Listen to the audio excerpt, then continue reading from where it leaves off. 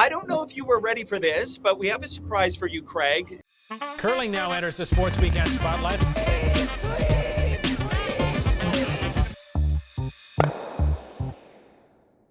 First How time is a caller, Saskatchewan long time boy back. not a curler, by the way?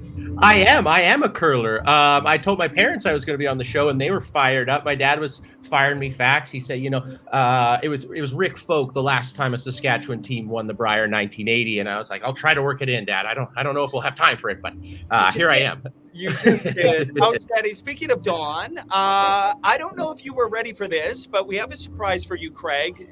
Sam McKegg out of CBC Saskatchewan sent us a clip from a long time ago of a very young Craig and Mark and Dawn. Let's take a look. I'd like to become a professional wakeboarder and hopefully help them out in the future. Hopefully we go big and we can make our own money off this. I think they need to be a doctor or a lawyer, really. Not a politician.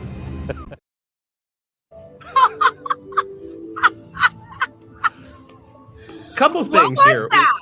A couple things here. That was actually at SaskTel Summer Invasion, was this wakeboard contest that we'd always do right in the center of Regina, beautiful lake, Wascana Lake. Yeah. And we'd do this wakeboard contest there all the time, and get a little news coverage there. And holy smokes, the hair. I can only say the hair. And also, I love my dad. I'm sorry we didn't become doctors and lawyers, but hey, we're doing okay. You're doing okay, no doubt. Craig, how much fun are you having? Everybody is just embracing all that you do. I know you make it seem so effortless and fun, but you work so hard at your craft. What has this game's been like for you? It's been an absolute blast. Honestly, I get to work with Rob Snook, who is an extremely talented veteran, has worked so hard, and we've had the pleasure of working together now for 8 years. Wow. And when you work together with somebody, you develop a rapport.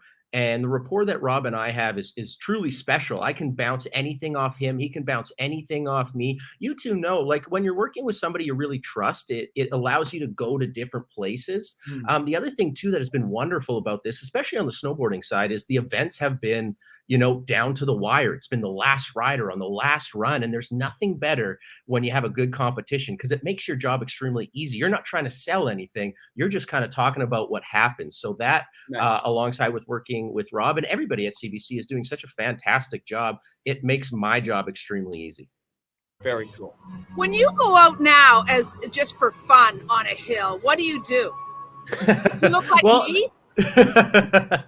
If I could only look as good as you, Colleen. So my every single day of the winter is pretty much snowboarding or broadcasting snowboarding. I still have that side of my career where I'm in the backcountry and snowboarding in front of the camera and filming for movies, right? So this has just been a wonderful way of keeping relevant in the contest side of snowboarding, the side of snowboarding that maybe sees a little bit more viewership. So I stay relevant in the contest side, and then I still have my snowboard career in the backcountry and in the movies and stuff like that. So it has been fun. We also try and stay relevant with our 7-Eleven updates, which I don't know if you guys can notice, but there's a light in this room that keeps going on and off. So I've got a Friday night light show over here. Actually, you know what? That's a sign there's a ghost in there with you. So just honor that, okay? But to honor your 7-Eleven bits, this is a delicacy here in Beijing, and it's a marinated egg. And since this is my breakfast, I'm going to try to. Okay, We're doing it live, Craig. I was wondering, Colleen, have you tried it yet? Or are you trying this for the first time on air? No, I haven't. But everybody down in our snack room, if I could just. Craig, this is like okay, I got it out. This I is got like it out. trying to get the edamame.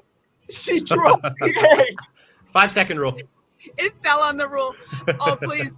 I'm a mother. I got a minute rule. I mean, if this was on the ground with my dog hair at the house and the cat hair, I would still do this.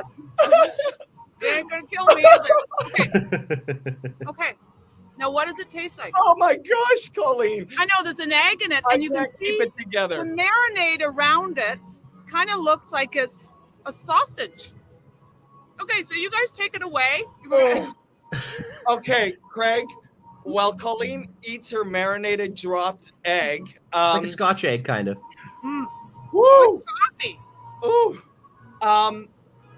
did you hear how I was setting this up? That we're going to get. I hope you thought we were going to get you to call something. I love it. I love it. Can I reference back to the previous guest right before we get into this? I love the shirt flapper reference that Mike Harris dropped, because in snowboarding, when you're hitting a really big jump and you're going really fast in the jump, we always call that a jacket flapper, because you're looking at a big jump and you can hear your jacket start to flap. And I was like, that's the perfect reference. I love that. I'm here for it. Who knew that curling and snowboarding had so many parallels? I mean, it's uncanny. all of these athletes so built for speed and agility. Okay, we're going to start with 2005 iconic shot. Schmerler did it first. Jennifer Jones, the light went off again. Jennifer Jones did it next in 2005, the in-off. So Craig, that's the setup.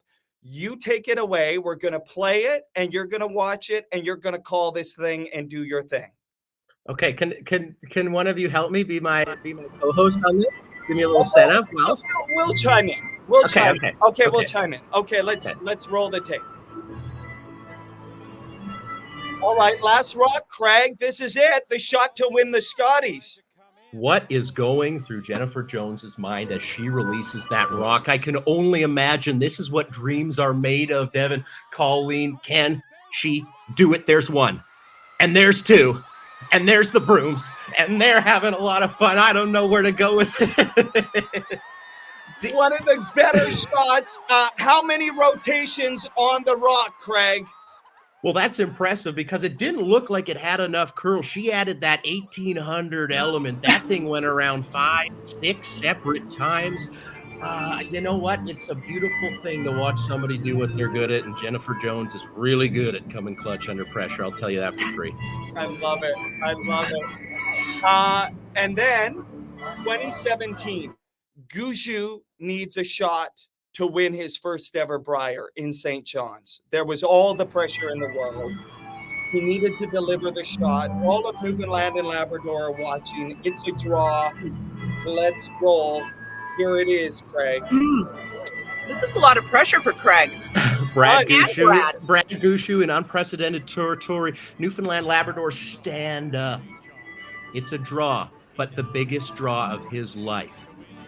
Hold on, Craig. It looks like they're going to need some help by Nichols. A process by community here with the two sweepers. They're putting everything they have into it, digging deep, trying to stick the landing, but can they? Whoa! Don't blink, folks. Don't blink, and they do it. Oh, my gosh. By a couple of inches. That was scary. That was touch and go. Is look at the emotion. Is a curling celebration better than a snowboard celebration? I think so, especially because you get to give hugs to your teammates. You know, that's the one thing I think that snowboarders miss a little bit. There's lots of camaraderie, but you can see that with the teammates. Also, it's wild to look back at these. The Cooey rink, you saw Hebert there and stuff like that. You're cheering for everybody, but it's sad sometimes when you see people that you love not winning. I love the Gushue rink, though. They're doing a fantastic job here, as is the Jones rink. I had the ability to catch that Japan-Canada game on the women's side, and that was pretty something. I know you've probably gone in depth on it, but it's been really, really enjoyable to watch. That was so good to rewatch those two shots, and you did a great job of that, Craig. Wow. You got to get here and move over Mike Harris, but I forgot that I always remember Jennifer's in-off. You forget the drama of that last sweep for Gushue to win, right? Because Nichols came out because Jeff Wilson had that shoulder injury. Right?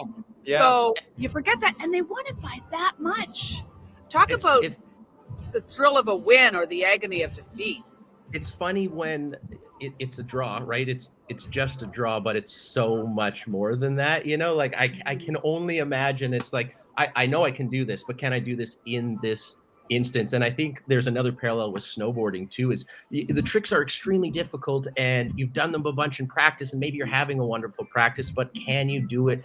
You know, in the 10th end on the last rock? Can you do it in the last run of the last rider? Can you come from behind? So I think that pressure is what we all watch,